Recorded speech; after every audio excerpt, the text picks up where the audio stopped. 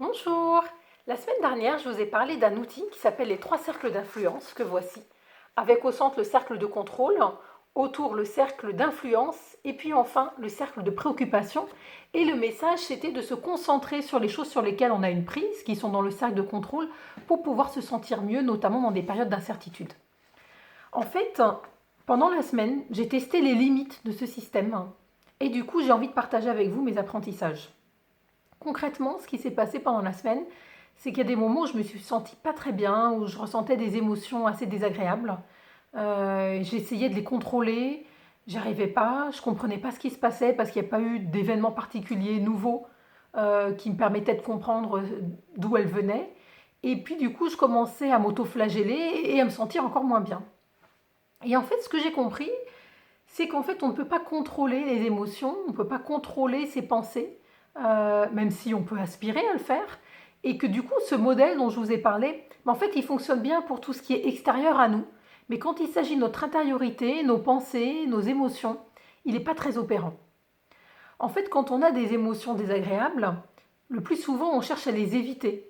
On cherche à les fuir, ça peut être en allant dans l'action, ça peut être dans des conduites compensatoires, que ce soit par exemple tout ce qui est addiction alimentaire, à la boisson ou autre. Et en fait, paradoxalement, plus on se concentre pour éviter ces émotions, plus finalement elles prennent de l'ampleur et elles deviennent le centre.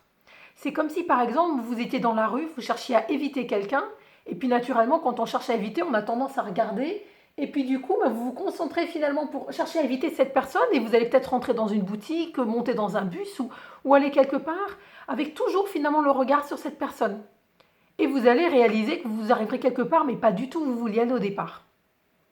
Alors vous connaissez sûrement la citation de Marc Aurèle, que la force me soit donnée de supporter ce qui ne peut être changé, le courage de changer ce qui peut l'être et la sagesse de distinguer entre les deux. Et en fait, c'est vraiment ça qui m'a aidé. C'est vraiment cette notion d'acceptation. Alors, c'est pas de se résigner, mais c'est accepter ce qu'on ne peut pas changer. Alors, concrètement, qu'est-ce qui a marché pour moi? C'était deux choses. La première chose, ça a été d'accepter de me dire que finalement, c'est normal de ressentir des émotions désagréables, même si c'est pas agréable. Et du coup, ça m'a permis d'arrêter de m'auto-flageller et donc d'arrêter de mettre de l'huile sur le feu de ces émotions. Et puis la deuxième chose, ça a été de comprendre leur message. En fait, les émotions, c'est comme des voyants sur le tableau de bord d'une voiture. Quand ils s'allument, ils nous donnent une information utile. Et jamais ça nous viendrait à l'esprit, dans une voiture, de se dire je vais débrancher les fils électroniques pour ne pas voir les voyants s'allumer. En fait, c'est exactement la même chose pour les émotions.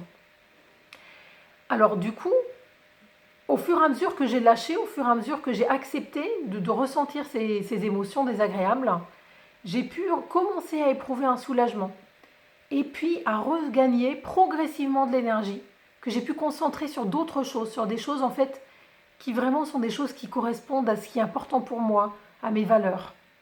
Et ça m'a permis vraiment de me sentir mieux. Alors évidemment, ça ne s'est pas passé en un claquement de doigts, ça prend du temps, c'est un processus progressif. Mais en tout cas, c'est quelque chose que j'ai expérimenté et que du coup, de ça, je voudrais partager avec vous en fait ce modèle-là qui me semble plus adapté, où en fait vous avez finalement autour en vert l'idée d'accepter ce qu'on ne peut pas changer. Et puis au centre, en rouge, finalement mettre son énergie au service de valeurs, au service de choses qui sont importantes pour nous dans des actions concrètes.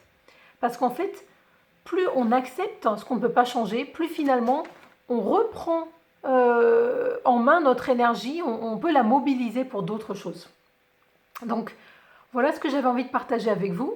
Si vous avez envie de lire plus sur le sujet, je peux vous recommander quelques livres, notamment L'art du calme intérieur d'Eckhart Tolle, et puis un livre du docteur François Brocognon qui s'appelle Ne terminez pas votre vie avant de l'avoir commencé.